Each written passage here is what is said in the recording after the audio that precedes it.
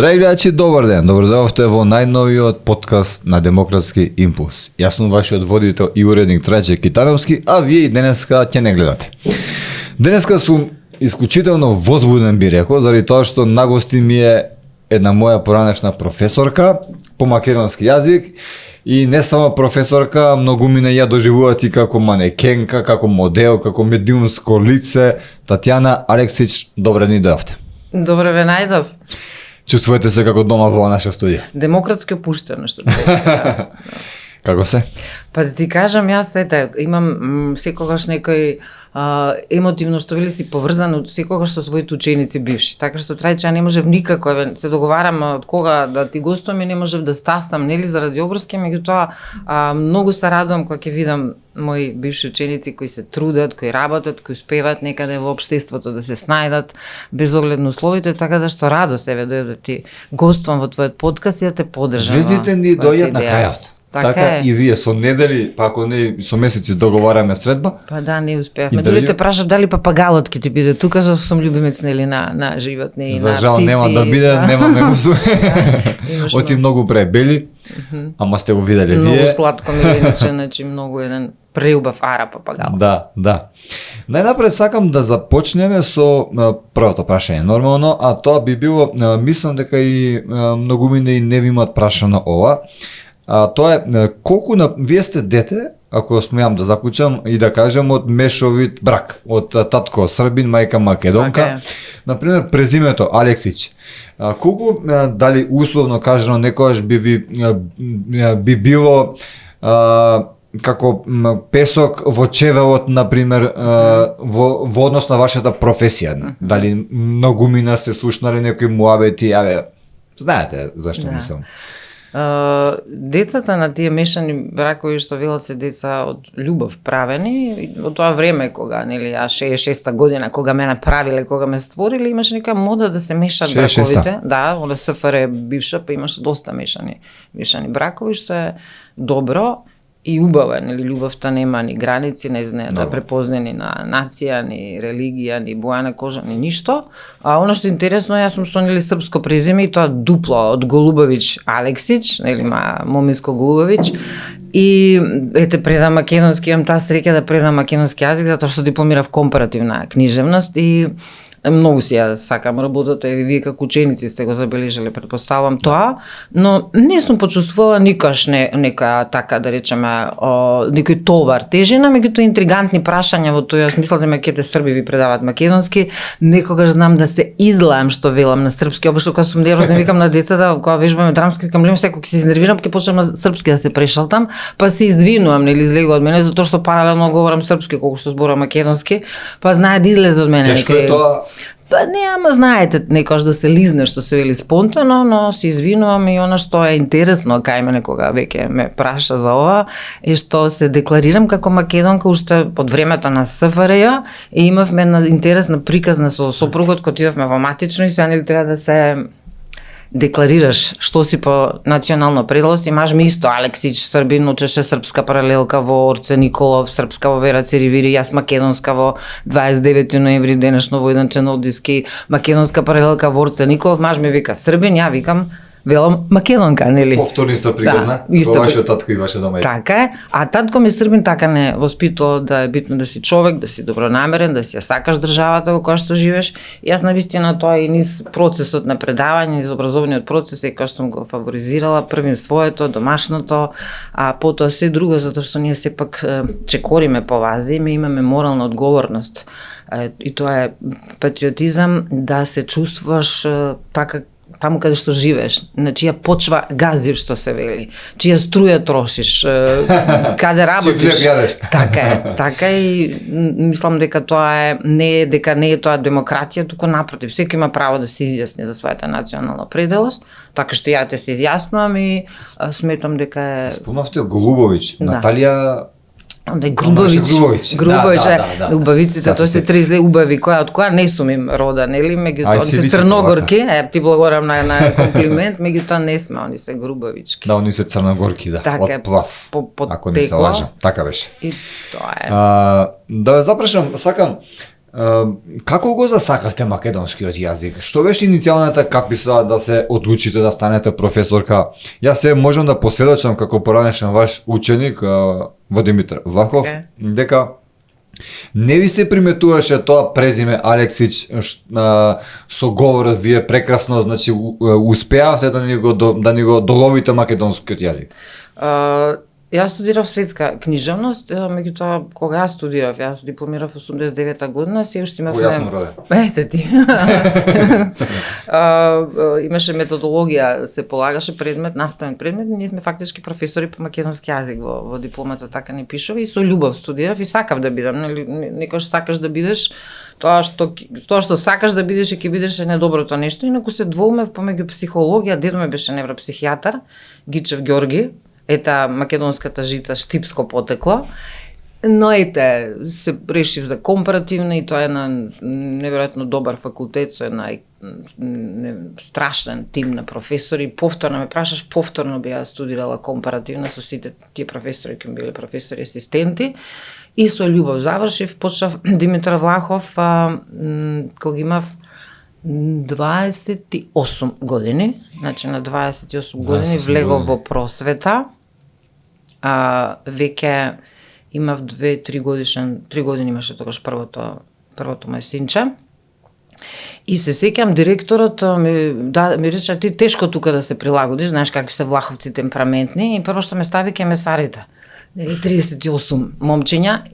Меѓутоа толку ме засака и јас да никогаш нема проблем, бев до крај класна на месари.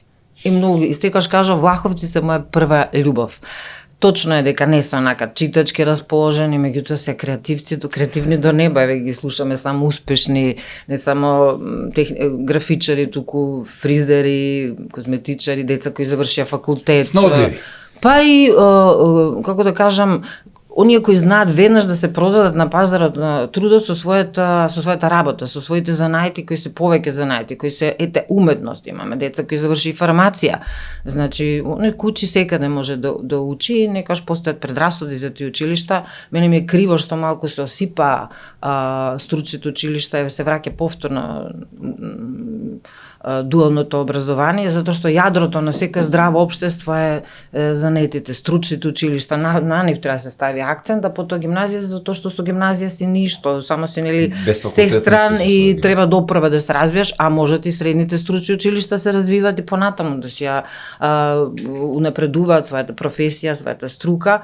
Така што со љубов предавав и во Влахов 17 години, еве сега при крај пензија во Корчагин, влегов во библиотеката, како секоја како да речем македонисткој, библиотеката ја доживува како царство, како Диснилен, нешто што многу ме радува, и со љубов влегов таму, доста малку простор на помладите колешки, јас сум нели пред пензија 2 години, па и паралелно што ме најави и многу мене тука се кршат копии, има стереотипи, предрасуди, како тоа една професорка да влезе во манекенските води. И ја на шегем викам, не се грижите, не сум професорка, веќе библиотекарка сум, не можам да влијам лошо негативно на вашите деца. Еве, Маце, би сакал да фатиме една тема, тоа е вашиот живот. Поточно би сакал да ве запрашам за, еве, од 16 години сте со вашиот сопруг. 16,5. Како, дали е можно? Колку е тоа предност, колку е мана, например, еве денеска, со еден човек цел живот, сиот живот да би кажал? Па еве да имам ќе кажам, има случајно таква нешто да се случило, затоа што сепак треба да имаш некој искуство, меѓутоа ке нас се случи љубов гимназиска во Орца Николов, заедно, нели, 3-та година гимназија Орца Николов, и тоа нели се уште трае. Треба да има можеби човек повеќе некој искуство и пред бракот и сето тоа, затоа што ние растевме во една заедница во која што сме буквално бевме постојано, никош се немаме ни скарано за тој наш период. 9 години бевме пред да се земеме и еве и денеска. Меѓутоа убава кога имаш разбирање и секако круна и плод на таа љубов се нашите две деца, синови кои се прекрасни, и честопат им велам на маж ми, се ти е простојно кога ми направи вакви деца како што се Нешко и Алекса, така што секој со својата судбина, со својот избор, не треба да судиме, судиме. Но не жалите за ништо, што се претпоставува. Никогаш не жалам за ништо во животот, се што ми се случувало било без да жалам, дури јас сум од оние последните джедаи мохиканци кои живеат во заедница. И тоа не е лесно, и тоа исто не би рекло, не би препорачала на никому, меѓутоа ако се случи и се, тогаш мораш да си со еден огромен праг на толеранција и да знаеш да се навикнеш на тие услови, затоа што не е лесно. Најдобро си сам на своето, меѓутоа ете, има уште вакви случаи како мене што живеат во заедница, а се е полунормални да речеме. Мојата баба работеше во градинка и ми кажа за еден пример, го паметам, а тоа е дека уште од градинка се заљубиле, подоцна, значи тие двајца млади стапиле во брак од градинка, основно, средно, мислам се приметува од градинка дека подоцна и во основно и во средно стапиле во врска, како другарчење почнале. Цело живот заедно. Па често од другарството се раѓа љубов. Први нели почна како другарско пријателство, па љубов, така беше и со мене и со сопругот, први бевме другари, пријатели, па потоа се разви љубовта. Така да секој со своја судбина, оно што е демократски оправдано, нели така ти се вика мисијата, никогаш не треба да судиме за ничив избор. Се е тоа демократија. Избор на луѓето, дали сакаат да бидат воопшто во брак, дали сакаат да имат пребрачни искуства или се оно што е бракот е една сериозна институција и тоа мислам дека е загрозен вид во исчезнување, се помалку младите се решаваат на брачни, повеќе на партнерски односи. А и се разведуваат кога ќе се решат. Па има доста и разводи и тоа го оправдувам, да речеме, она што мене ме лути, да речеме, терминолошки кога жената разведена нарекуваат распуштеница, тоа е нели еден вербален сексизам, никогаш нема да слушнете за маж дека е распуштен, тој е разведен, да. Ете, тие работи ме лутат кога се става атак без оглед на кој род или пол, тоа не е добро. Значи ние требаме да научиме да се сакаме, да се почитуваме различноста, да си ја сакаме, да се почитуваме, тоа е навистина демократија, на колку сме веќе демократија, ние не бевме подготвени за демократија. За демократија треба да си воспитан, треба да си образован, за да ги сватиш демократските принципи. Во едно вакво хаотично општество демократијата значи имаш право да навредуваш, да опцуеш кога сакаш јавно, да менираш, да зборуваш. Имаме демократија денеска, ние... Па ете, таа демократија е една невоспитаност. Значи, демократијата како наука, како филозофија, апсолутно човечки оправдан и етички висока етички функција. Не сметате дека, например, еве јас сметам во одредени сегменти нашата демократија, нема наша ваша, но кај нас демократијата погрешно ја поимаме, а тоа е дека немаме обврски, него само право. Можеме да плукаме, да пцуеме, што сакаме да правиме, но обврски немаме никакви. Да, немаме казнена политика. Ја не сум како учителка, не сакам казни, никогаш не ми се случило да ги казнам моите деца дома или учениците. Меѓутоа, понекогаш навистина мора да се спроведат тие законски регулативи, ето таа причина што некој не препозна што е добро, што е лошо.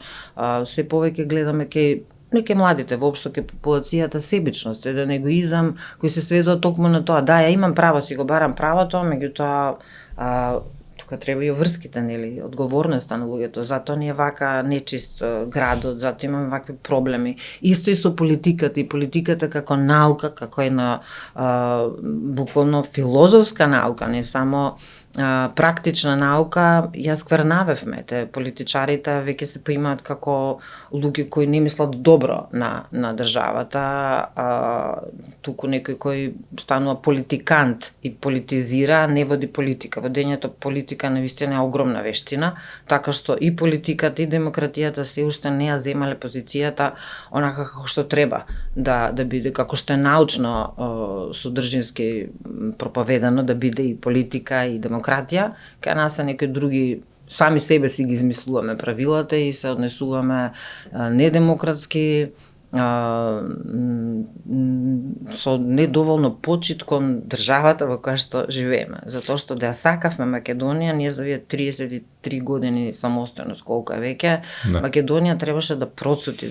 Ке бевме најубавата земја со вакви природни ресурси, со вакво природно богатство и со луѓе кои навистина имаат и таленти, и гледам по децата, по учениците, какви деци, какви генерации вадиме и тие ни бегаат. Не може да се реализираат, не може да се продадат на пазарот на трудот, се жалат на неорганизиран систем, на несигурност, на неизвестност и ни бегаат. И ќе станеме земја на пензионери. Значи не е нешто добро со таа демократија, со таа политика, со тој систем не е во ред. Да, имав и вакви прашања неколку околу политиката, околу се ова. Ќе ве запрашам, но најнапред спомнавте за природни ресурси, дека не знаеме да си ја цениме државата, што се имаме и така натака. Баш во текот на вчерашниот ден, еден од моите добри пријатели, Илија Петковски, разговаравме на оваа тема. Он е бизнисмен и има негов салон за груминг, за кучиња, за шишни, за така натака. Има вработено човек од Јужна Кореја кај него во салонот. И он ми кажува како човеков од Кореја, кој дошол за да живее тука, што работи кај него, на пазар си купил не кило две, цела гајба со јагоди. Викам ја сликам, ја пушта гајбата пресреќен, ја му остае само лајк, што да му стане? Он навредно не може да се издачуди, вика, јагоди бе. Значи вика, ние што се немаме. Таму било тоа премногу скапо и немале можност сите да пробат јагода. Додека вика, кај нас и јаболките ви паѓаат по земја, никој не ги јаде, а кај нас не е тоа така. Па да, може да биде во последно време и пазарот не е така ефтини јагодите, се шегуваме, ќе почнеме купуваме една јагода и една. Да, затоа што идат цените веќе рапидно, меѓутоа Македонија има плодна почва и оно што сите забележуваме, ние не треба да увезуваме, туку треба да извезуваме оние наши јабучари, не може никој, ни холандско семе, никој да ги замени скопскиот јабучари, воопште нашето грозје и сето оно што го има оваа плодна почва. И ајде да не изборам се од тој аспект, меѓутоа секогаш ми е криво што не знаевме да ги искористиме природните капацитети, сончевите денови и сета подобност на Македонија, полна, преполна, овие езера преубави, ние значи требаше Охридско езеро да го наплатиме, од него да извлекуваме туризам, значи од него да живееме, само како Свети Стефан, да се наплати влез во Охрид, толку е Охрид преубав и една мека и медина за туристите од целиот свет. Така што некош не е битно да имаш, туку да умееш, кога не знаеш да си го почитуваш своето, не знаеш добро да го изменеджираш и да извлечеш од тоа бенефит за целата земја, за сите граѓани, значи нешто не е во ред со водењето на политиката, не ни функционира. Политиката не е личен интерес, политиката е колективното пред индивидуалното. Значи патриотизмот не е јас само за себе да мислам, туку да си патриот кон државата, првен за државата, па потоа за себе. Ама тоа никако не функционира. Политиката, кога сме веќе кај политиката, верувате во политичари, во партии, например, дали сте, например, за партија или сте за политичар, дали треба да се гласа за човек или за политичка партија? Ако не си член на политичка партија, како што не сум, тогаш требаш селективно да одбереш човек, неговите функции, меѓутоа ако си член на партија, што имаш морална одговорност да застанеш зад партијата во чие членство веруваш. Јас сум лаик за политика, се разбереме, можеме да зборуваме за македонски јазик и за граматика, меѓутоа за политика онака како обичен граѓанин, секогаш кажувам дека мислам дека ова мултиплурално политичко уредување со многу политички партии, што е како демократски оправдано, направи малку хаос повеќе, не дека треба еднопартиски систем како време на Тито Југославија или комунизам и ништо не фалеше на тој социјализам известен период, затоа што некако се расплинавме. Меѓутоа ви сега гледам во овие кампањи, најверојатно индивидуалните сите ќе се слеат пак во една партија која е разочарана. Народот, сите сме разочарани. Не верувавме дека ќе дојдеме до тоа дереџе да имаме преполни контейнери каде да се свртиш, преполни автобуси. Јас се возам со автобус од 2011 и можам да одговорно кажам дека едно, како кажам, нехумано третирање на патниците во автобусите, да споредам во Белград, не само што се чисти, што се празни, туку се и бесплатни. Сега тоа е можеби натовар на граѓаните, председателот на Србија сигурно знаел тоа како да ги менаџира. Во секој случај студентите, сите пензионерите, сите одат со метро, со автобус, на своите места и работни позиции. Можете често видите луѓе кои се во работна облека со акташни, како што се вели на работа, одат со автобус. Ке нас во автобус ке сретнете ученици, студенти, пензионери, а некој учителка пред пензија. Значи нема, секој вози кола, возен парк по 4 автомобили, а не знам како ќе се функционира, не ми е јасно како инфраструктурата ќе се среди во Македонија кога не е градено за ваков капацитет на возен парк.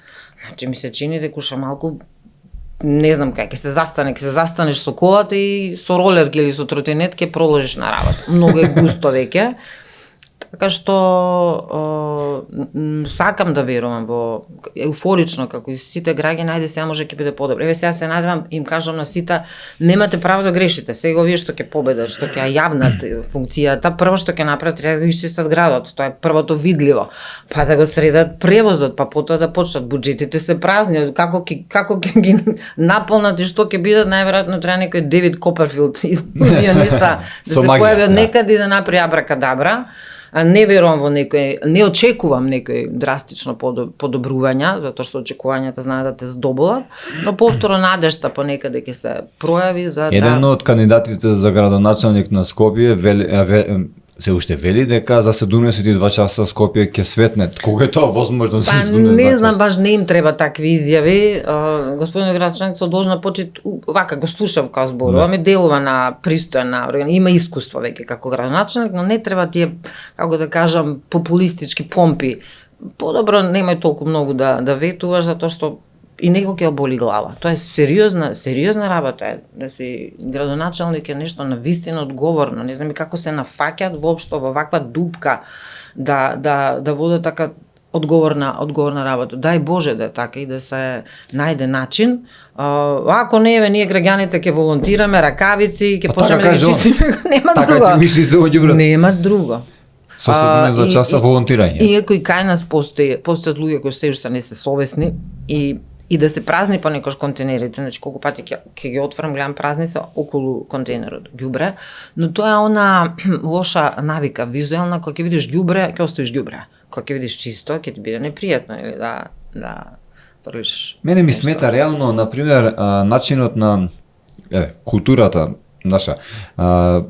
Сите сме учесници на овој или на оној начин во сообраќајот кај нас, и пешаците и сите.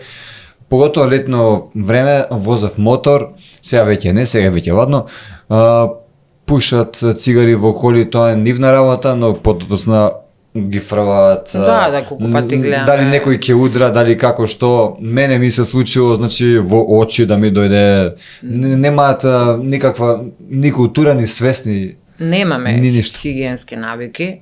Јас тоа и на учениците честопат им кажам, ние учителките се повторуваме. 89-та бев во Швајцарија и тогаш се влюби во Швајцарија, во низината хигиена, во начинот колку сте уредни, чисти. Тогаш прв пат видов контейнери каде што има отпад се фрла онака баш тематски, значи стакло, пластика, од еколошко потекло.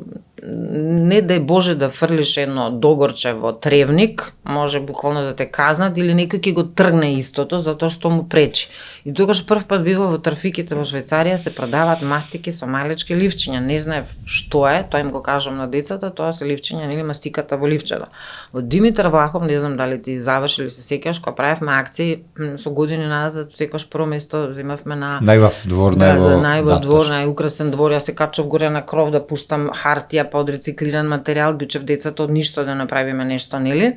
Го средував дворот и еднаш ги натарав со шпатули, поделивме шпатули да го чистиме ходникот од мастиките исплукани затоа што жените, техничкиот персонал не може да постигне.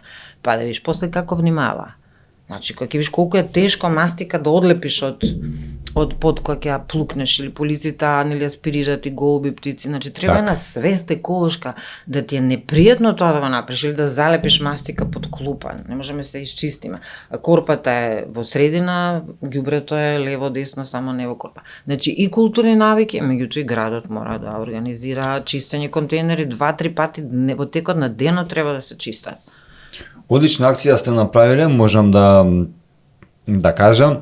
Еве јас на пример, дали сте свесни, еве сите тие кои учествувале во таа ваша акција 30 или 60 деца, не е ни важно. Дека вие за сите тие млади лица тогаш сте влијале во животот подоцна да не го прават тоа. Еве јас на пример од второ одделение паметам наставничката моја Фанче кога ни кажа ми даде пример зошто не треба да шкртаме под зидови, по клупи, по поно. Зошто некој друг да го чита твоето име, подоцна да те псуе, да вика леле гледај колку. Од тогаш кога го слушнав тоа, мислам, јас и претходно тоа не го правев, ама кога слушав тоа зошто не треба, до ден денеска никогаш во животот не сум го ниту направил. Исто така и за ѓубрето. Колку вие фактички како мислам вашата фела како наставници, учители, професори е важна во едно општество за културата. Битно е, ние сме личен пример. Значи децата од нас гледаат како сунгирчиња се впиваат. Ако ти земаш, засукаш ракави и чистиш со нив метод, ќе ти се придружат. Нема да им кажеш исчисти ова што се направи, него ти со нив заедно. И тоа е добар пример. Да те видат дека работиш. Еве мене ме гледаат дека работам. И во Корчагин правиме хуманитарни представи. Некојаш знаат да кажат, а што имаме тоа професорке, колку ќе не платат за тоа? Значи на викендите со овие деца да има кеш, не ќе работиме хуманитарно и волонтерски, значи а потоа понатаму во животот ќе се научите и да се наплатите. Значи со личен пример, нема поинаку. Можам еве сега веќе ќе одиме во едни други води, а тоа е околу школството како што веќе започнавме. Како што кажавте во Димитар Вахов кога сте почнале со вашата професорска кариера, сте имале 28 години. Можам да ви кажам дека и до ден денеска изгледате исто како тогаш кога сте имале 28 години. Сега беше ученик и ревно ми се гребеш за петка. Ама сега не ви се гребам. И тоа како сум старена, јас си знам, меѓутоа добро. Таа младоликост некојаш викам можеби не е генетика тука затоа што работам работа која што сакам и со деца, па некако нели душата прима енергија од децата и ја задржуваш таа младоликост. Децата препознаваат кога учителот ги почитува и враќаат. Не беа лесни влаховци, особено месарите, да ги натераш да читаат и додат во театар со мене и да биде тишина во театарот. Но се исплатеше трудот и волјата затоа што на вистина и на час ми беше тишина и кога одев со нив во театар, никогаш не ми направиле проблем, знаеле некој се изфолираат на час. Нешто меѓутоа секогаш знаев по линија на помал отпор што велат не смеш никогаш да наведеш ученик. И така е. Кога Ептен ќе ми се кача на глава, да кажам метафорично, ќе збесна на час, јас ќе им кажам, ма вие не сте животни, ја не сум дресер, нели? Не им кажаш, вие сте животни, јас сум дресер, туку обратно и тогаш ќе сватат. Се сеќам еднаш на екскурзија, кога одевме ни прават белја на екскурзија, дури вика вотре се забрани. Значи екскурзиите затоа што они да направат белја, ние треба ги заштитиме од тоа и цела ноќ клумпуваат, не можеш да спиеш. Можеш да, вр по соби, па ги смирош, па направат некоја глупост, не да боже трагедија, и се бале у 6 сат, ја ги будев. Значи сите, ајде, станој, професорке што вие, станој! Нервозна, ајде, за да видат како е кога те буде некој, меѓутоа никогаш злонамерно, никогаш не сум имала некој конфликт, да зажалам зошто го работам. Тоа и мислам дека мене влаховци ме формираа како учител. Таму се искалив, затоа што дете од има секакви деца, нели деца од дом сме имале во Влахов, деца од ниски социјални средини, имало и деца кои и учеле се, меѓутоа една различност, различна национална припадност, па ти требаш пред деца од муслиманско потекло, албанци да изборуваш за Меша Селимовиќ, смртта на Смајлага Ченгич, Njegош, убиство на 2 религии, судир, крвопролевање, па да им објасниш убаво да не се почувствуваат загрозено поради тоа. Се е тоа голем предизвик и голема наука да знаеш на каков начин да им пренесе. Затоа големината на еден наставник да знае како да им го пренесе знаењето што ги има во себе, да не почувствуваат на сила учење. Значи сите ние треба да учиме со радост, не затоа што мораме, не затоа што е задолжително, не затоа што ти треба оценки се запишеш, туку затоа што ти е мерак да учиш, затоа што треба да осознаваш и да внесуваш во себе вештини и знаење. Имавте некои методи такви, вие ги паметам, мислам се говореа во школото што сте правеле за добро нормално на учениците. Спомнавме за вашите години кога сте почнале, за сега, за колку е, дали е потешко на една професорка, например, да се избори за својот авторитет во однос на некој професор, например. Дали мислите дека е потешко или полесно, можеби, не знам. Дали, сакам да кажам, учениците од кого повеќе, мислам, ќе чувствуваат не страв, него почит некоја си и така натаму. Па едно е авторитет, друго е авторитативност, едно е почит, друго е страво почит.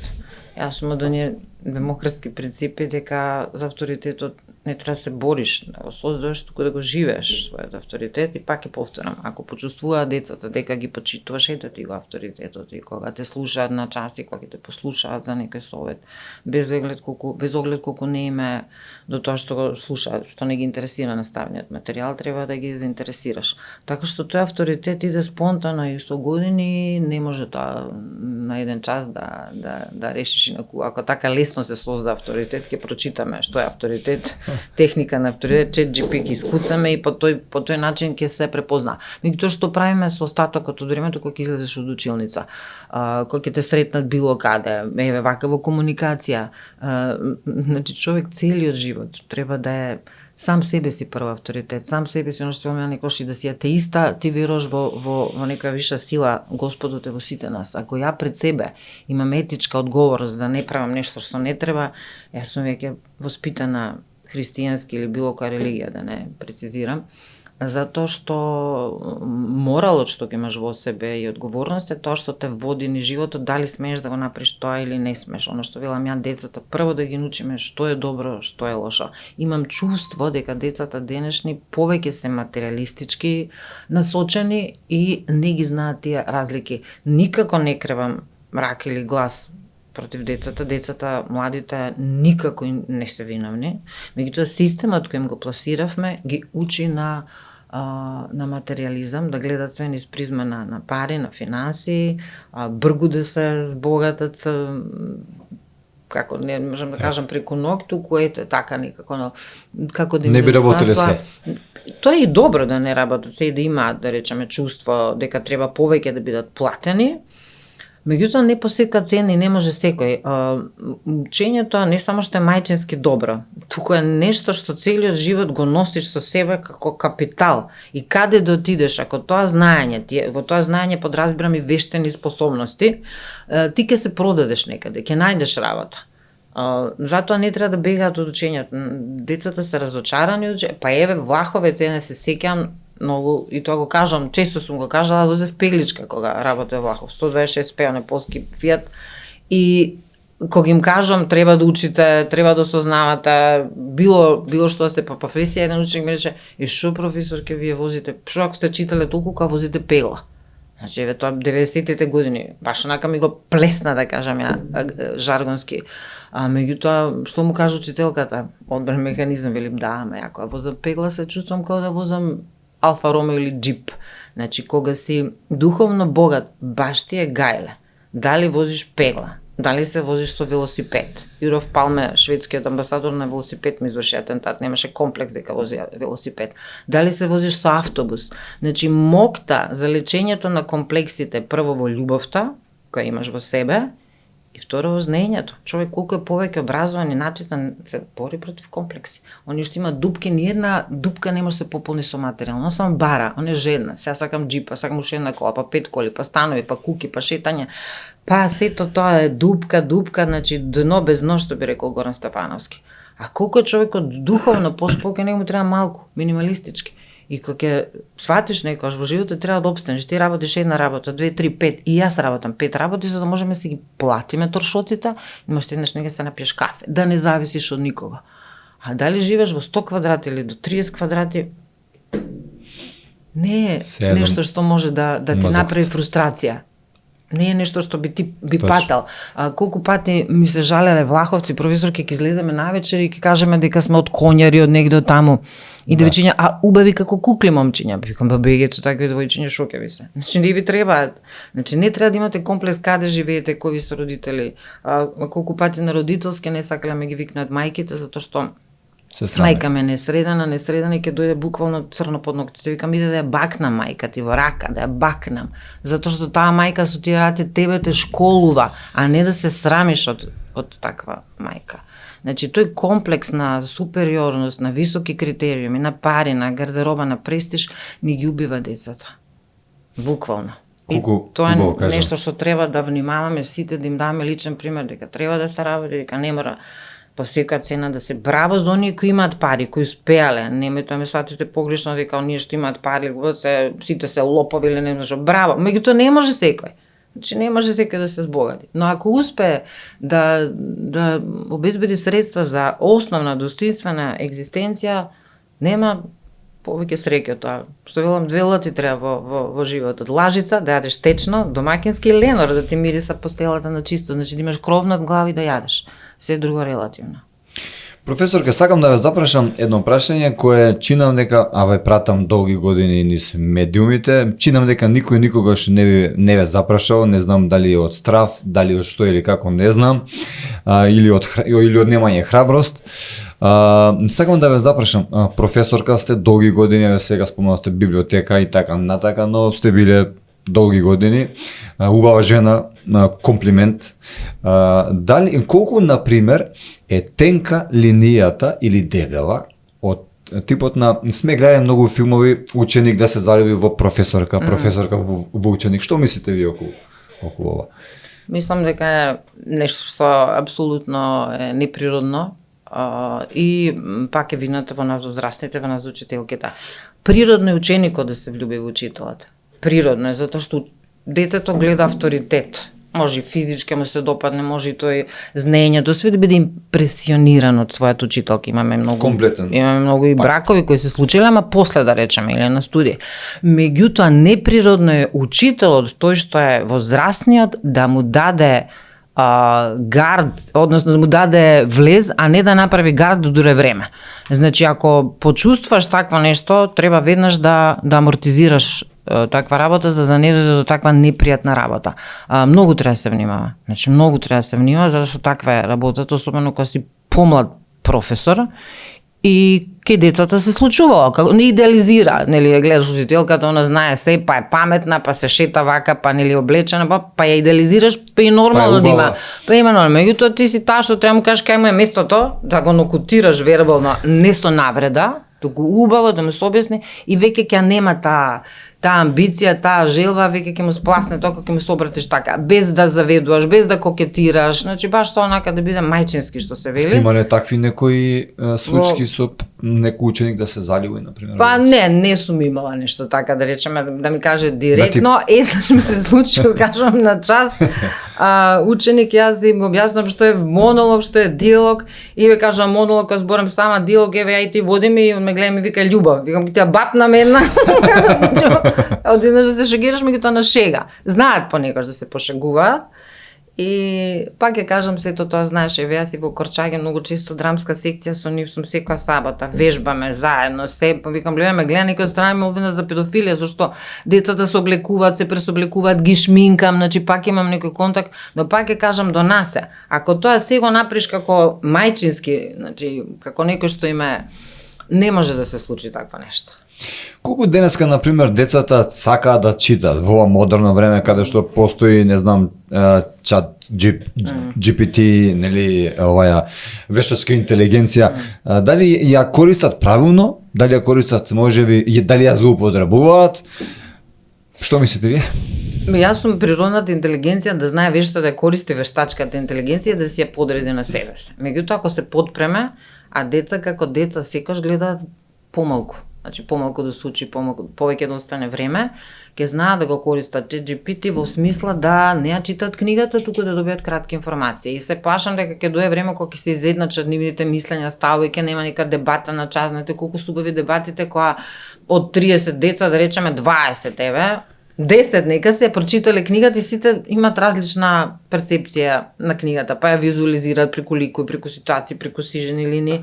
Тоа е многу убаво. Приметувате дека е прочитана. Да, се забележува и се забележува кога ги пишувате есеите, значи го гледаш во вербална комуникација. Не може дете кој не чита да не знае да зборува. Може да не знае да пишува. Концепцијски, меѓутоа ќе знаеш школски да знаеш што е вовед, што е главно, што е во есеот или креативно пишување. Меѓутоа дете кое што чита, кое што зборува, се забележува од дете кое тоа го направил. И гледаш брилјантен есеј, добиваш поема ова, знаеш дека усно не може ни да ги спои работите. Значи, препознатливо е, жално е што се прават такви и дипломски, магистерски, докторски, тоа може да ни се оби од глава понатаму. Го немаме тој срам, значи треба да ти е срам, треба да ти е непријатно пред себе кога препишаш. Јас да речем имам навика да не ги гледам, да не ги контролирам кога препишуваат и прво што им кажам, значи ја не сум, пак ќе кажам, не сум цареник, не сум инспектор, не сум полицаец, ја не можам да ми простите да ви гледам под задникот или во джепот да видам дали имате нешто или да ви тргам коса, дали имате слушалки. Непријатно ми е. Ако вас не ви е непријатно од мене, да сте шверцери, се шверцувате, препишувате утре во животот, хајде препишувајте онда. И препишуваат. И препишуваат, меѓутоа има помала екипа на луѓе кои не го прават тоа и влијаш. И од тие 30 деца, едно дете да те свати и да тргне по тој пат, успеана. Добро. Не може тоа би. Некој јас сега да гледам па да дојам со ливчиња, кажам види ги фатив како прешуваат, дегутантно е. Пак се средношколци тоа. А не па ова што го прават на факултетот. Добро, но утре доаѓа таа четврта година, како е, нели, пета, четврта, сега веќе 4, нели 9-то, па со да, така. 9 плюс 4, па после постдипломски, така. па. Значи кога доаѓаат на таа четврта последна година, што правиме тогаш, кога имаат за полагање матура, на пример. Па, тогаш ли учат тие 3 месеци или? Матурата од оваа година се направи малку цензура, повеќе се внимава да не се препишува, едно време ни праќаа по телефоните, имаш дете да одбиеш кој ти прати на Вибер, како да го одбиеш, нели? И ние соработувавме со тоа, што исто не е добро. Меѓутоа во иднина и добро е да се блокира тогаш системот, електронскиот систем, да нема телефони, да нема ништо, зашто не еден телефон ќе остане, другиот во джепиме. И не може да спречиш препишување. Дури ни на матура. Дури ни на матура, за жал, па потоа ете такви шверцери ќе влезат во државна квота негде, па ќе завршат на ист шверцерски начин со ургенции, оценки, врски. Јас би стојала и приемен да има или да се запишат сите кај што сакаат релаксирано и со двојки, со тројки, со четворки, не се гледа по утрото денот ке децата, има кои ќе се мотивираат, има кои ќе се демотивираат. Од тие лажни петки ние вака како што ние. Прво наставникот се става во улога на, како да кажам, доваѓа професор, доваѓа родител да те моли, па фаќа врски, кои сме ние па да не молат за оценки, да фаќат врски ке нас, или уцен, или узнаеш че во дете, се е тоа многу сгрешивме во тој поглед. Значи тука многу се сгреши. Пак ќе кажам, во мое време, веројатно сум стара кога велам, во мое време меѓутоа немаше вакви ургенции, ако имаш една четворка, ја бев со тројка математика сите 4 години, маж ми изгуби година за недолично однесување, косеше треба под прозорот на професорот по марксизам, наместо го пофала што коси треба, Ворцеников ти изгуби година. Значи сериозно беше, си изгуби година, никој нема ти поправи ако имаш двојка, тројка во дневник, со здравје си ја носиш, ке запишеш на факултет кај што нема математика. Па еве сите станавме луѓе со едни учебници, сега е малку хаотично и со учебниците и со тие врски сами направивме. Учебници сега добивте? Добивме, фала Богу, ете, благодарам на сите што ни обезбедија учебници и кажувам не треба се однапред да ги критикуваме учебници, тука помине на година, па тие слабости што ги препознаваме, да им кажеме на авторите, на рецензентите најдобро намерно, како мене што ме поправат, има на колешка драгоцена од Димитар Влахов, Бошковиќ Костадинка, он е мој доживотен ментор и она знаеме, Алексич си направила грешка таму, поправи се, ќе те оговараат после, ќе те зборуваат. Значи најдобро намерно да им се каже за да се подобри следниот тираж, така во инбокс, за да не би да се препукуваме. повеќе љубов и почитни треба меѓу нас. Значи, ако некој застанал за ученик, тоа е работа, тоа е голем труд. Да застанеш да напишеш ученик, ја мирно им стојам на сите тие, меѓутоа да не се искомерцијализира, не се прават катастрофални грешки. Значи, учебникот е светиња, тоа е Библија, тоа е научен труд. Мислам дека е полесно да напишеш белетристика отколку да напишеш учебник. Таму се гледа секоја интерпункција, пасос, како е направено и затоа треба многу внимателно да се работат учебниците и не мора толку често ги менуваат. Некако порано имавме енциклопедии беа учебниците. Од Јаданка Владева и сега користам учебник од македонска енциклопедија. Значи, све што учиш компаративно во учебникот, тоа се учебници кои се богатства. Сега малку личат на прирачници во смисла да има повеќе активност на детето, на ученикот сам да истражува.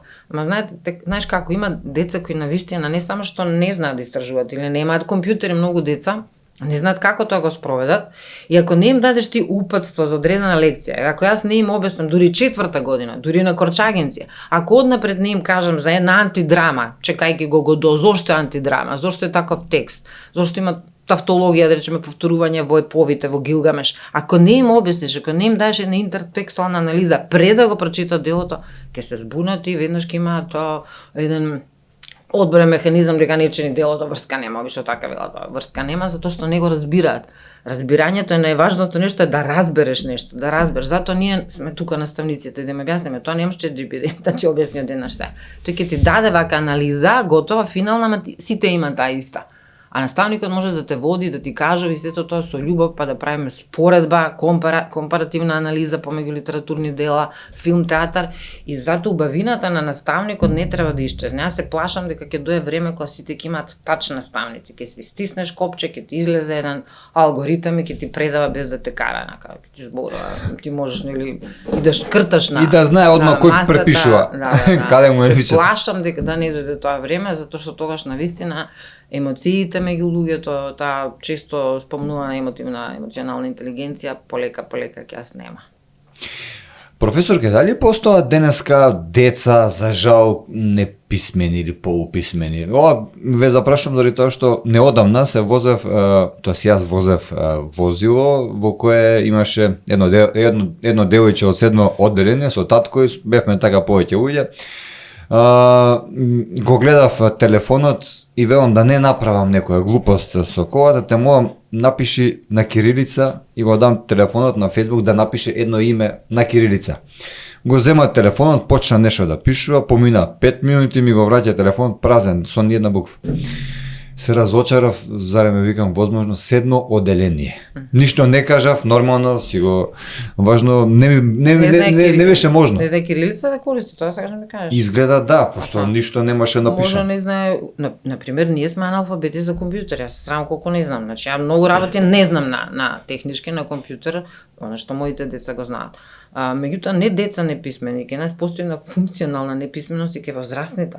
Детето има шанси да научи, ама ние возрастните кои сме функционално неписмени, тоа е лошо. Многу често, пак ја ги спомнам и политичарите, вие во парламент, честни случоците, јас секогаш ја фалам мојата колешка Даниела Николовска, кога излезе во очи ги гледа сите изборува, не чита, ретко чита. Значи, тоа за да убедиш некого, особено политичарите, тоа е наука за убедување, риториката. Треба да убедиш некого и во лагата да верува, очен контакт. Очен контакт е, значи, тоа што го зборуваш, го знаеш, го доживуваш, нема читање.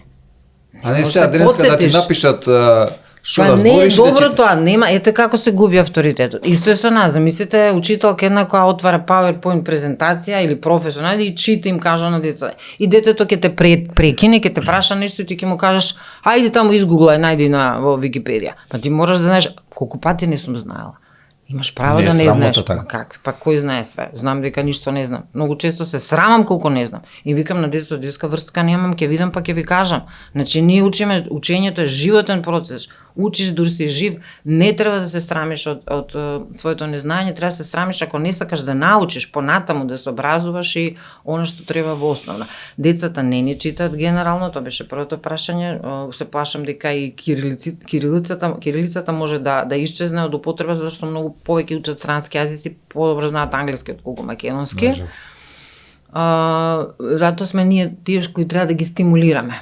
Доаѓаме до едно ниво каде што јас сум разговарал со средношколец до вчера што беше што сега заврши, што ми вели како беше зборот на македонски. Значи он на англиски размислува. Да, на англиски размислува. Колку е тоа погубно за нас? Па затоа треба родителите, Како ли го стигнавме велам, до тоа прво читате им приказни на македонски, пуштете им филмови, нека слушаат македонски песни. Прво тоа базик да имате на култура, потоа сите светски јазици нека ги знаат, нема ништо поубаво си полиглот да ги знаеш јазиците. Прво базично државата во која што живееш, пак ќе кажам, како што буквално ја трошиш енергијата на таа држава, имаш морална одговорност да го знаеш убаво македонскиот јазик. Јас сум против и двојазичност, нека се лутат сите колку сакат. Ја имам право да го кажам, за мене треба единствен официјален јазик, македонски јазик, а ти можеш дома да зборуваш што сакаш. И дома и било каде, за да не се мешаат работите и да се има таа култура кон својата држава и кон државното уредување и кон се оно што понатаму и кон нашите културни дејци, значи мора да се знаат, нема многу. И тие што ги има малку и што историјата, ја го плаќаме сите данокот на таа историја, вечната асимилација на македонската култура и на литература, токму заради тоа е таква, затоа што вие кога ќе споредите во еден период, да речеме на романтизмот во светот, кога пишувале сложени литературни дела, како еден Пушкин роман во стихови, да напишеш роман во стихови на својот јазик, официјален руски, ние сме имали културната природба, нашите оделе пешки, Кирил и Методи во Русија оделе за да може да отпечатат зборник Кирил и Методи, виж направив Константин браќата Миладиновци на нив, мислев 19 векот идов и јас, лапсус направив, да отпечатат зборник на народни умотворби, која волја, која енергија таа, за да се вратат и да останат еден аманет дека македонскиот народен јазик постоел во време кога нели читаме за пенливи вина, шушкави тоалети во руските дворови, царски, нели, простори, ке нас се буквално се одело пешки низ светот и умирале, животот си го оставале за да ни остават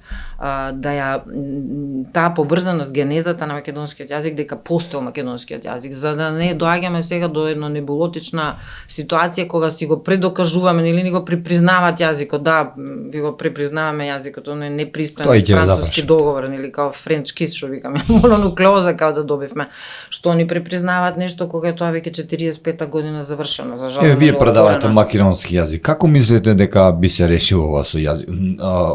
Соседите да не ти го признаваат јазикот? Ма решено е тоа, нема што тоа нивен проблем. Ние немаме ништо со нив. Они си имаат проблем, немаме ние проблем. Тоа е веќе уставотворно загарантирано 45-та година, 5 мај, 7 јуни правопис, азбука, што имаме за тоа, нема што да се дискутира, тоа е непристана дискусија. Не знам како ние дозволивме до тоа да им дадеме да се дриблаат со нас. Тоа е завршена работа. Ние гледаме економија, треба да гледаме како со што да го увеземе, да извеземе, да ни се подобри економијата во тие насоки, а не да ни се признава јазикот кој веќе признат. Значи безобразлук е, претеравме со таа наша толерантност. Македонецот е толерантен многу и мислам дека сме многу кроток, питом народ, како Србиве се повоинствени, по како да кажам, се почитуваат повеќе себе си, својата историја, го има тоа на јас, ние се повлекуваме нешто, све нешто назад, па се не знаеме да си ја видиме големината и грандиозноста собствена на нашиот труд. Ако некој се трудел во такви абнормално тешки услови, тоа што треба мирно му стоиш. Тоа е уметност. Викам, оној Константин да ја напише не Непијан или Бисер или Голапче на струшки дијалекти, на песна со висока уметничка вредност, треба мирно да му стоиме. И да заврши Узандана во Турција, затоа што зборувал на македонски народен јазик. Што бава кажано? Колку и дали, например, една прочитана, додуша, сигурно не една, но прочитаните книги може да влијаат на изградба на една млада личност? Многу. Но мислам, после секоја книга поинако си. Колку пати им кажам на Корчагиновци, 4 години, само 10 книги да прочитате секоја година, со 40 книги вие имате мини датотека, богатство. Ковчеже, си го носите сега, го отварате и кога го отворите, има разлика. Книгата може многу да влијае. Таа е фактички немсоговорник. Ништо не е поговорливо да една нема книга. Ама да се чита со љубов, да се отвори, па да се подвлекува, да имаш интеракција со неа, па да тера да размислуваш. Ако се оди компјутерски, гледате дека ништо не памтиме веќе, ја добра со години, меѓутоа не се памти кога се учи. Затоа што информацијата што ја добиваш, ти добиваш информација на компјутер, не е знаење тоа. колку побрзо добиваш информација, толку побрзо ти спарува од меморија. Значи информација не е знаење. Знаење е нешто друго. Знаењето се стекнува пешки. Се прочита цела книга, се прочита 2 книги, па да се споредуваат, па да се одгледа една театарска или филмска представа со тоа што си го прочитал. Да има употребна вредност тоа што си го прочитал, да те тера да размислуваш. Порам имаш една маса на народ кои велеа да се забранат овие книги, тие книги. Што мислите, дали например се мислеше за книги со убиства, со такви некои работи. Дали е потребно да се забранат некои книги или па не? Не. Секогаш из историјата имало такви, нели, Хитлер палел книги, го избркал Томас Ман да оди во Америка затоа што бил против нацизмот. Се палеле книги, библиотеки во времето на Нерон, Римска империја. Имавме кај нас неодамна, не знам пред колку, мислам дека во Влахов предавав тогаш, Расколников од која насел беше, кисловодач, не знам како беше, младо момче, студент, на правен факултет, добар студент, паметно момче, кој уби 2 или 3 баби, сега да не шпекулирам, не знам како беше, баби, жени во 70 и кусур години, 80 години, од материјален порив. И тогаш имаше дискусија, треба да се забрани злосторство и казна на Достоевски, ремек дела, татко на психоанализа. Значи, едно чудовишен, што велем ја чудовиште од писател, грандиозен, како да забраниш? Не можеме да забраниме ние литература затоа што некој има во себе психопатија или било која болештина. Еден таков човек се може да го поттикне. Тоа ви исто кога, да речеме, млади девојчиња се облекуваат така по-оскудно, да речам, и сега некој ќе каже, па виновна е, ми доваѓа во такси или ми седна кола со мини. Па не е виновно, се облеко така, значи ако имаш ти порив кон младо дете, проблемот е во тебе. Или некој, да не одам се на тема, меѓутоа педофилот секогаш ќе каже, не сум виновен јас, таа ме испровоцира. Ако е мала, затоа што нели изгледа така како што изгледа или провоцира или нешто. Така исто со книгите, така исто со филмовите.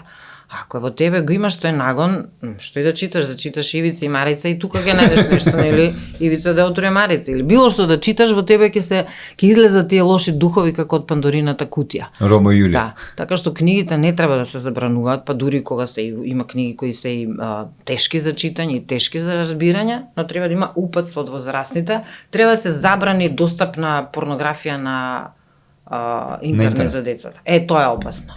Тие работи со, они се имаат некој deep news, не разбирам како се викаат, каде што децата може се и се што да гледа. Тоа е опасно. Тоа е најопасното нешто. Затоа што тоа што ќе види едно младо дете во тие години, тоа му се врежува во меморија, го памти, го рефлектира сосема погрешно. А книга која излегла од печат било која во неа можеш да излечеш максимум. И ако си добронамерен човек, доброто го претвориш во добро, затоа што лошиот дух во се гледа лошотија. Тоа е сега на Декамерон се седиш на учителката излегуваат, не сум виновна, што цитирам пострано затоа што излекуваат. Джовани Бокачо кога му забранувале црквата клерот, нели двојните моралисти да пишува новели кои што имале еротска содржина, тоа еротска содржина во споредба со ова сега е чиста поезија, тој им одговара така дека двојниот морал прави два аршина, значи тој што во се гледа злоба ќе препознае во неговите новели нешто што е недолично затоа што самиот е таков. Огинот во рацете на домакин го стопли, во рацете на пироман ќе запали. Шум. Така, и Библијата може да биде опасна за опасен ум.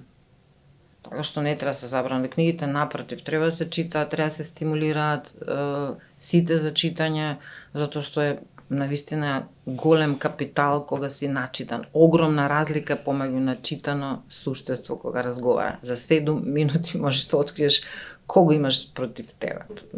Како соговорник. Спомнавме и и секс, спомнавме и валкани мисли на одредени психопати и така натака.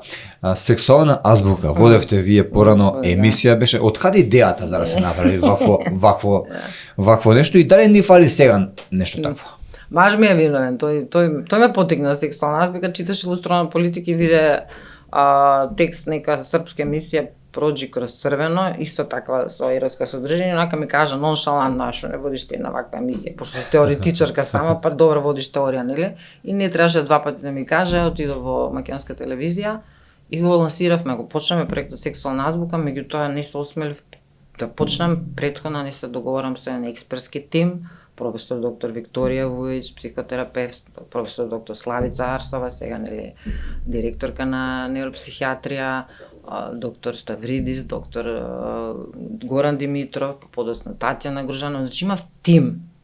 Тие беа главните. Јас бев како модератор, што се вели, брдо книги прочитани вака и од дедо ми сексуалниот лексикон од 63-та година, за да се осмелам и првите 3 емисии фактички беа да добиам благослов од професори по филозофија, стручна афера, професор Сидоми беше тогаш, Сидовскиот Корчаген, од верската заедница, од професори, од луѓе кои сметаат дека една таква едукативна емисија треба да има. Едукативна. Значи, сексуална азбука не беше емисија во која што јас поставав брутални, дрски, интимни прашања на соговорниците, напротив. Секој може да спомнам за луѓето што не ја знаат, што не ја гледале, што стана. Ете, може да ја гледат, има на YouTube каналите, ти може да зборуваш во една емисија и терминологија како што и пенис, вагина и мастурбација и се, ама тоа е во граници на прво научен јазик, зборуваш отворено, што е добро, што е лошо и за младите и за постарите, за било која генерација, значи едукативна емисија. Не беше емисија каде што чепкаш по интимност. За мене интимност е светиње, никош не треба прашаш никого за неговата интимност. Тоа е невоспитаност, тоа е дрскост.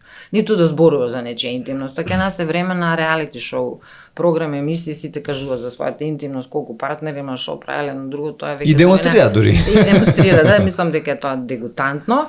И се плашев малку, јас работев тогаш во Влахов, влаховци, колегите од Влахов, многу се сакам и се почитуваме со колегите од Влахов, колешките, там или таму ја почнав својата педагошка воспитна кариера, професорска, и се плашев кога ќе предам во Корчаген, бидејќи не ме познаваат како тоа предрасуди професорка зборува за сексот, нели?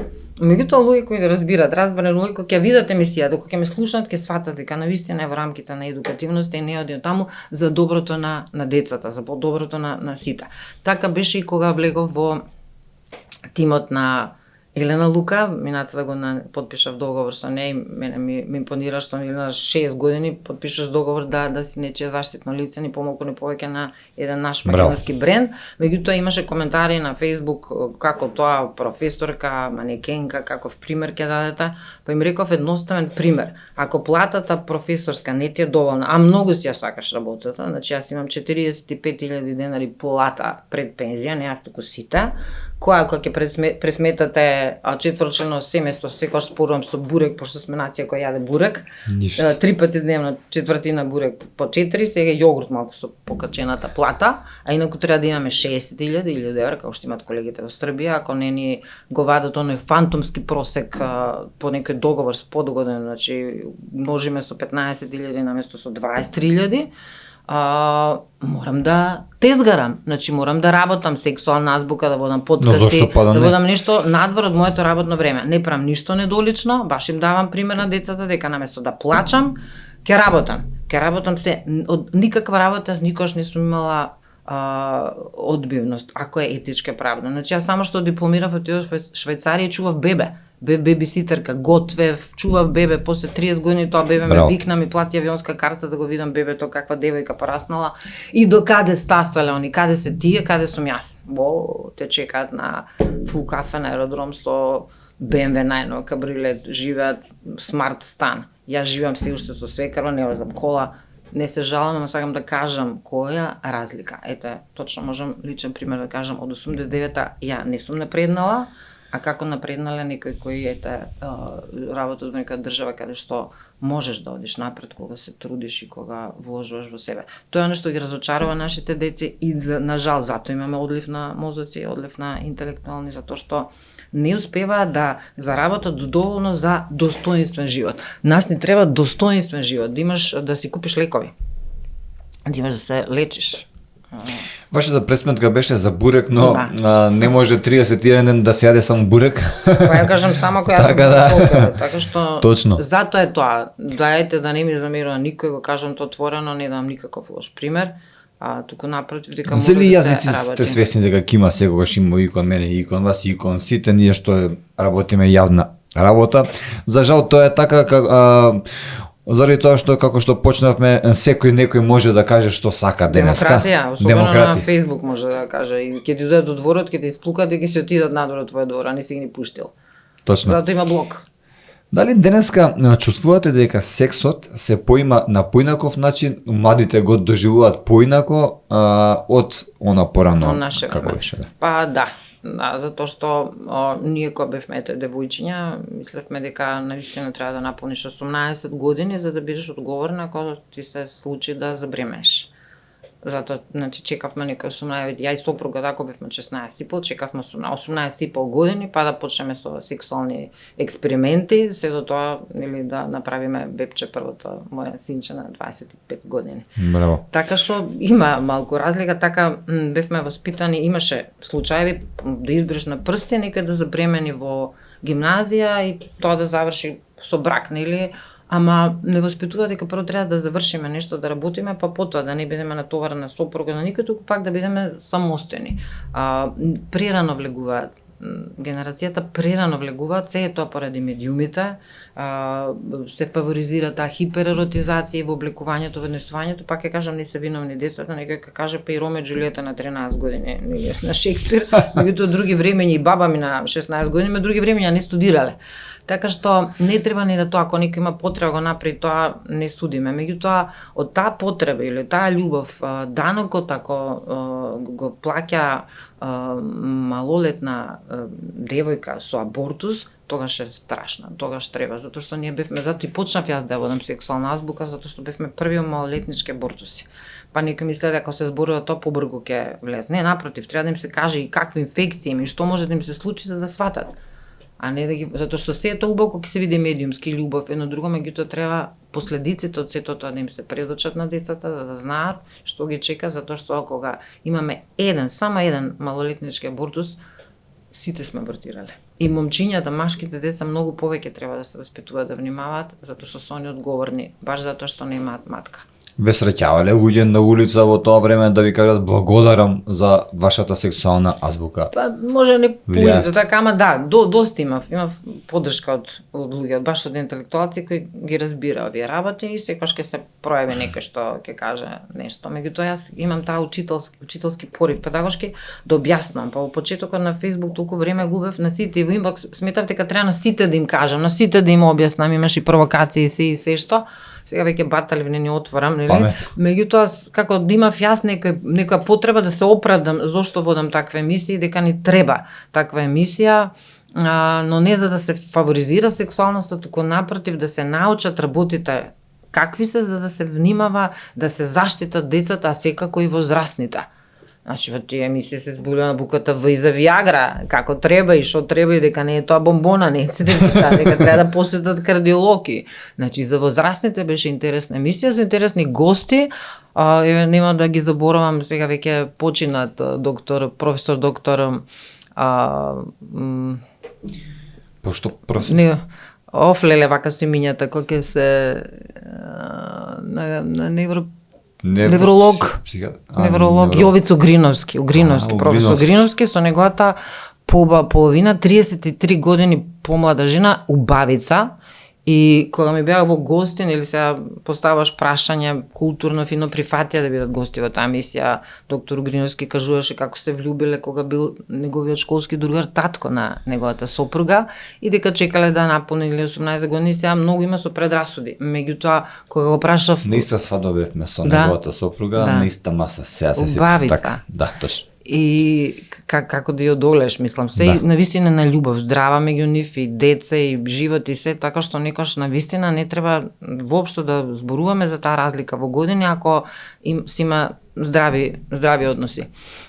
И Јовица онака како што шармер го прашам, професоре, може керка да ви биде? А вика Јовица онака шармантно, може, ама не ми е. Среќа не ми.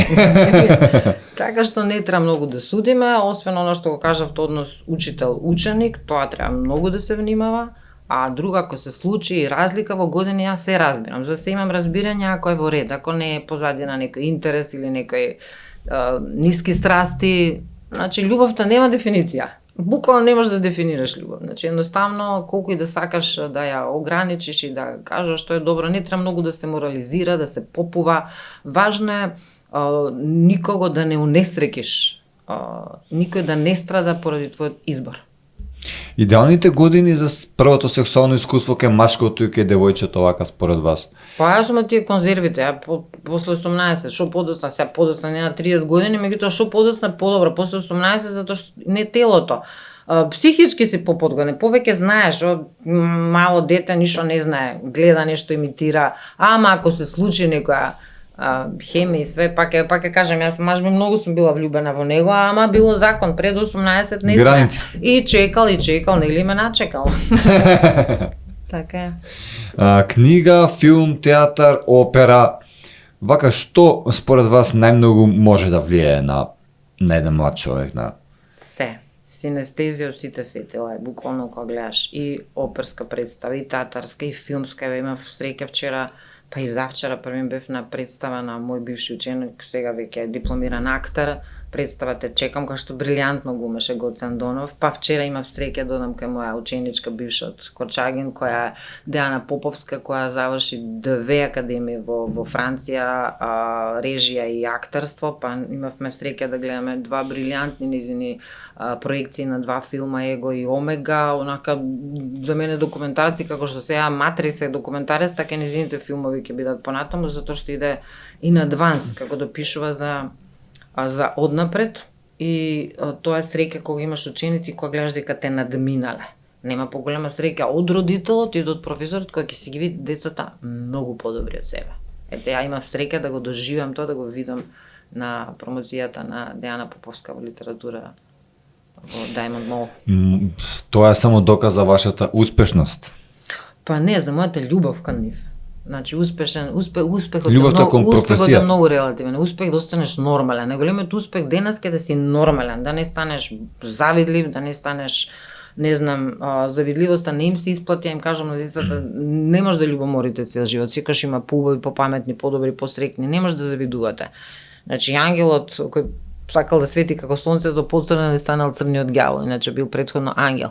Значи не се исплати завидливоста, не се исплати тој компетитиски дух, надпревара, материјалистички, освен ако не е она да напредуваш во својата професија. Но љубовта кон работата, кон луѓето, кон се, тој алтруизам, тој космополитизам, таа толерантност, тоа човеколюбие е нешто кое што е вградено во нас во зависност кој те воспитувал. Ајде имав среќа да растам покрај родители кои многу се сакаат. Татко ми, мајка ми, ја и брат ми сме деца не само правени од љубов, туку чувани со љубов, и тоа се гледа во човекот чуван со љубов. Колку медиумите на пример влијаат во изградба на еден млад човек, дали одредени медиуми забележувате дека се обидуваат да им го исперат паметот на масата на народот? Медиумите повеќе од книгите, и од ова што кажавме посета по опери, по театри, за жал, затоа што се достапни, 24 часа, достапни, и влијаат многу затоа што добиваат брзи информации. И она што медиумски ќе им се сервира, значи треба една медиумска писменост, браво, новиот учебник по македонски има медиумска писменост, како наставна единица се внесува, да се научат децата во прва година, треба и порано од прва година, затоа што уште во основно тие сурфаат, да не речам од 6 години, веќе се како директори у канцеларија седнува за тастатура и куцка сурфа. Има огромно влијание, затоа треба да се научат што се фейк, што се лажни новости, да се изолира, дека секој што ќе им напише навредлив збор да не го сваќа здраво за готово, затоа што не дека нема врсничко насилство и вербален атак и булинг во наше време, ако сум имала и нас не закачале. Меѓутоа тоа се завршува кога ќе дојдеш дома.